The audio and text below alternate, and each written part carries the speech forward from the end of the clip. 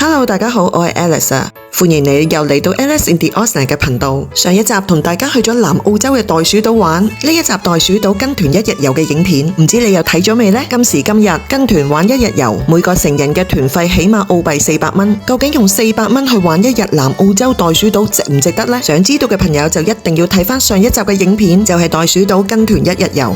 今集影片我哋亦都繼續玩南澳洲，又係玩南澳洲啊！南澳洲好似冇乜嘢玩喎，唔知大家又知唔知道南澳洲最出名係乜嘢啊？係啦，就係酒，就係南澳洲嘅酒聞名世界。南澳洲係澳洲酒嘅王國，佢佔咗全國80%紅酒產地，而兩個南澳洲最出名嘅葡萄酒產區就係巴羅沙谷同埋麥克拉倫谷。今集影片就係同大家一齊去玩全南澳洲最大最出名嘅葡萄酒產區巴羅沙谷，仲要係用零成本坐免費酒莊接駁車，即係嗰種 hop on hop off 嘅，隨時上車隨時落車嘅接駁車，去玩勻巴羅沙谷嘅經典酒莊同埋景點。唔講咁多啦，我哋一齊去片。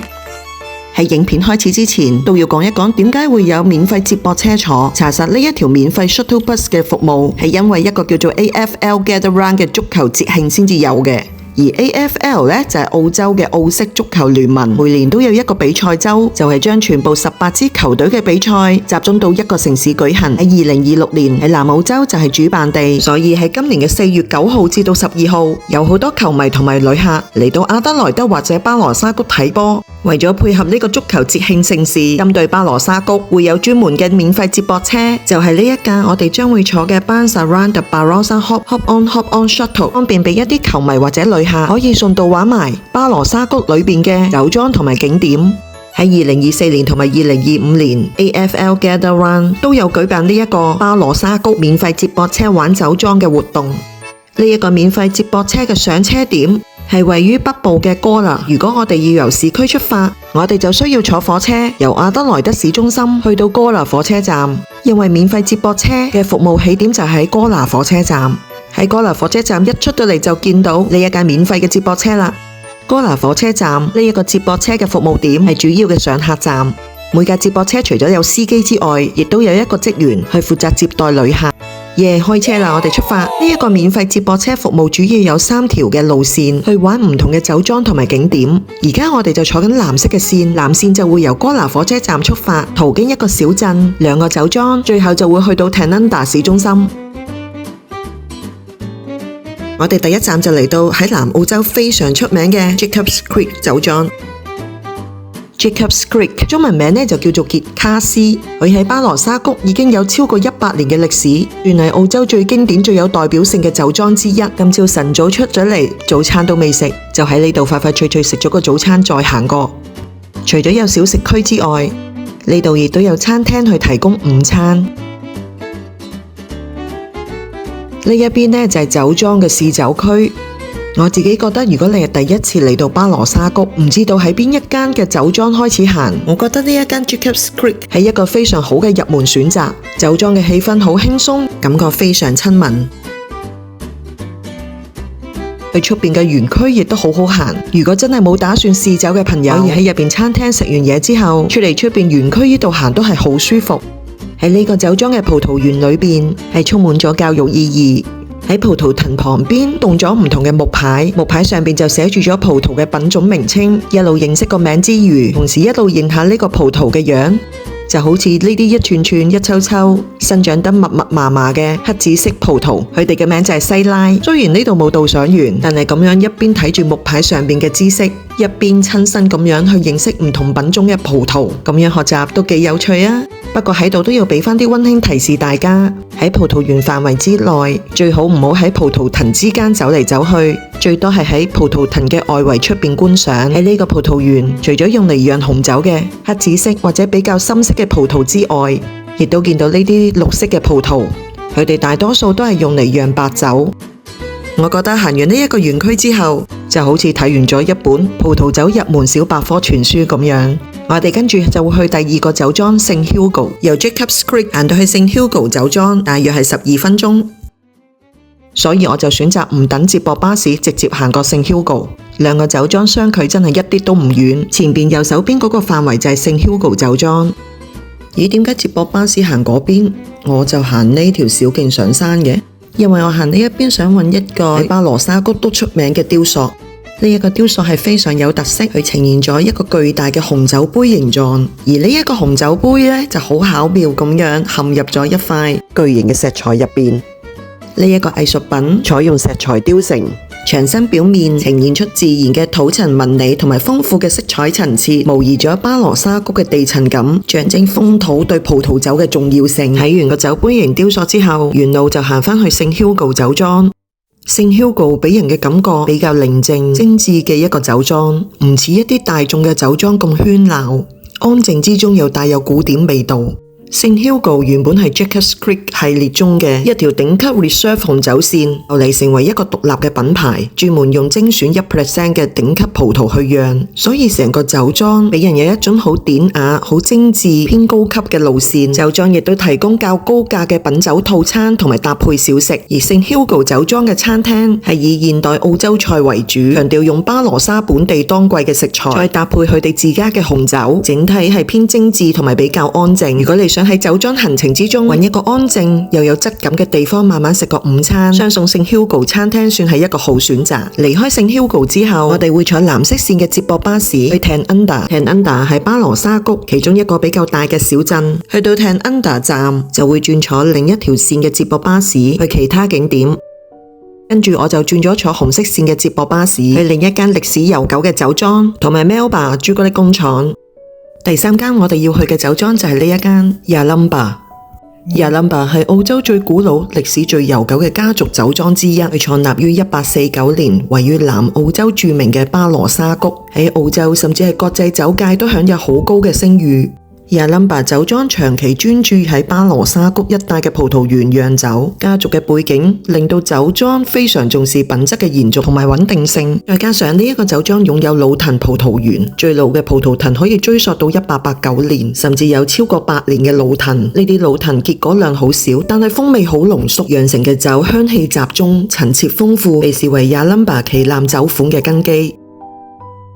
呢個酒莊仲有一個特色，佢係澳洲唯一有自己嘅橡木桶工廠嘅酒莊，能夠嚴格自家控制橡木嘅品質、桶型同埋烘烤程度，令到酒喺熟成時嘅風格更加一致。呢一個酒莊嘅建築同埋氣氛都有一種老酒莊嘅儀式感，唔會係嗰種普通餐廳再加酒櫃嗰種感覺。園區有漂亮嘅花園、草坪。如果你係鍾意參觀一啲老酒莊，又鍾意睇一啲歷史感強一啲嘅酒莊，Yalumba就一定啱晒你啦。離開咗 Yalumba 酒莊之後，我哋就會去巴羅沙谷其中一間朱古力工廠 Melba's Chocolate Factory。呢一間朱古力廠喺1981年由一對老夫婦喺亞德萊德一間好細嘅洗衣房開始做朱古力生意，後嚟就搬咗去亞德萊山嘅一個車房，直到1990年 Melba's 朱古力廠揾咗一間歷史感好重嘅芝士工廠做基地，佢哋更加用咗1940年代嘅古董機製作傳統嘅糖果。就係咁樣，呢一間位於亞德萊山嘅朱古力工廠就成為遊客嘅打卡必到點。喺2024年 Melba's 朱古力工廠就喺巴羅沙谷開咗分店。呢一間分店除咗售賣唔同款式嘅朱古力同埋糖果之外，現場亦都展示咗好多古董紀念品同埋舊相片。間鋪頭結合咗歷史嘅氛圍同埋唔同嘅手工甜點。呢一間朱古力工廠最出名嘅朱古力呢，就係呢一款甘草朱古力。一咬落去，先入口嘅就係濃郁嘅朱古力香，再咬落啲就係甘草爆出嚟嘅甜中帶苦味道，再混和一啲鹹香，類似八角草本味，咬落去煙煙韌韌，個味道又幾特別，唔錯。跟住收銀處亦都有唔同嘅朱古力試食。咦，見到牆上邊呢一幅小狗油畫，再諗翻起就話門口都見到呢一隻小狗，相信呢一間朱古力廠就係呢隻小狗嘅屋企啦。我哋又上架免費接駁車去下一個景點啦，繼續坐返紅色線去巴羅沙谷另一間朱古力工廠。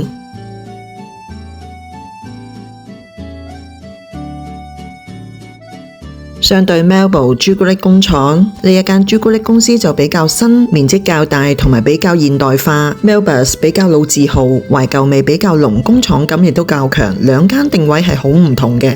呢一間朱古力店係2019年開業，老闆 Chris 同埋 Sandy 本身好鍾意南澳洲嘅酒區同埋手工食品，所以就喺呢一度 Tanunda 搞咗呢一間朱古力天堂。佢哋唔係淨係賣朱古力咁簡單，而係想做一個一家大細都啱嚟嘅地方。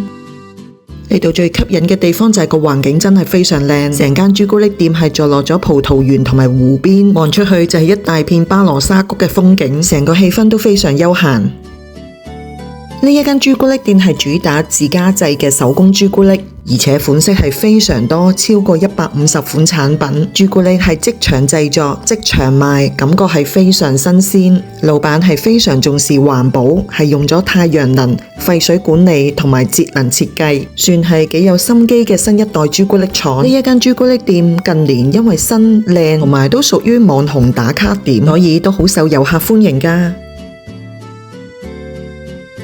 呢度最正就係有一個開放式嘅朱古力廠房，旅客一入到嚟就可以隔住個大玻璃望住師傅或者一啲機器去整朱古力，都好有睇頭㗎。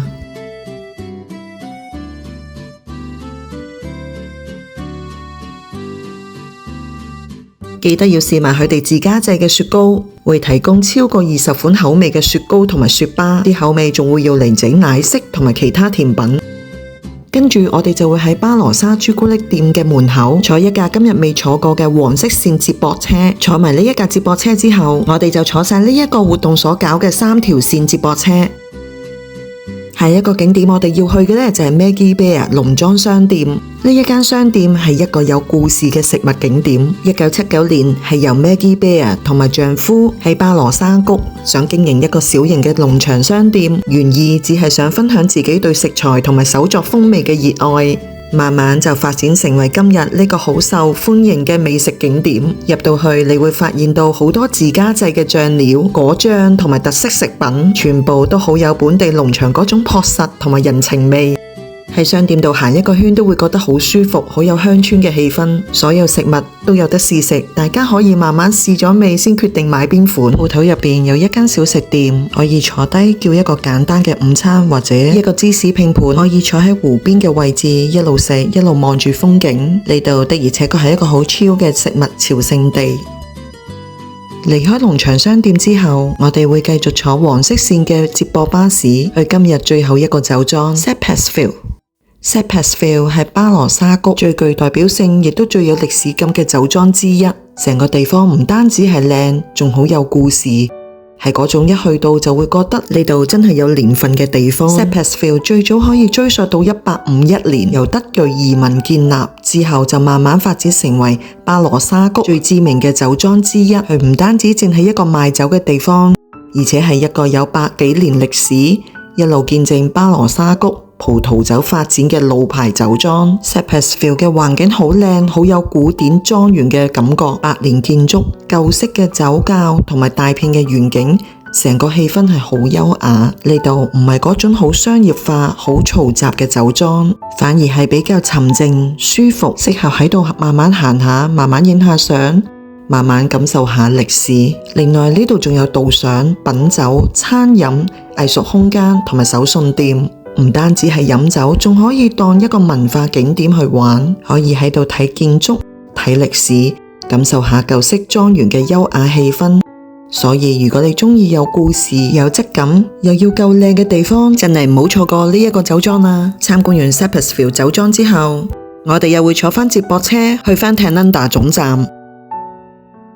Tanunda 係巴羅沙谷入面其中一個最有代表性嘅小鎮。如果你係第一次嚟巴羅沙谷，呢一間巴羅沙谷旅客中心，你就一定要嚟啦。係一間曾經攞過獎嘅旅客中心，對第一次嚟嘅旅客嚟講，呢度係一個好完美嘅起點，可以幫你計劃後邊嘅行程㗎。之後我哋就去咗 Tanunda 嘅主街 Main Street。呢條街唔算好長，但係好有味道。沿途有好多本地小店、麵包店、咖啡室，仲保留咗好多舊式嘅建築。你會感覺到呢度唔係淨係觀光，而係真真正正有人生活、有歷史、有文化嘅小鎮。Tanunda 絕對唔係嗰種好商業化嘅大景點，而係一個可以慢慢感受、慢慢發掘嘅小鎮。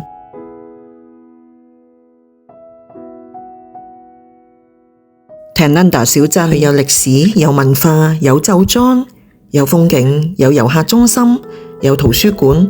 仲有一種好舒服、好悠閒嘅節奏。如果你嚟巴羅沙谷 Tanunda 真係一定要留時間行一轉啦。事實上呢度仲保留好多舊式嘅石造建築，包括幾個早期德裔移民留落嚟嘅建築，都好有歐洲小鎮嘅感覺。呢一間路德會教堂係 Tanlinda 嘅地標之一，佢建於1860年，係由早期德國移民建造。呢一個冬甩店係非常出名，佢係位於主街上邊，專門售賣高級嘅手工冬甩，佢亦都係曾經獲獎嘅冬甩店，當然亦都係打卡店之一啦。呢間店嘅冬甩係用咗30小時慢發麵團，手工猜製，唔係用預拌粉，所以口感鬆軟兼紮實，同普通嗰啲口感完全係唔同㗎。我哋都喺呢一間餐廳食咗個下午茶，食物質素同埋個味道係非常出眾。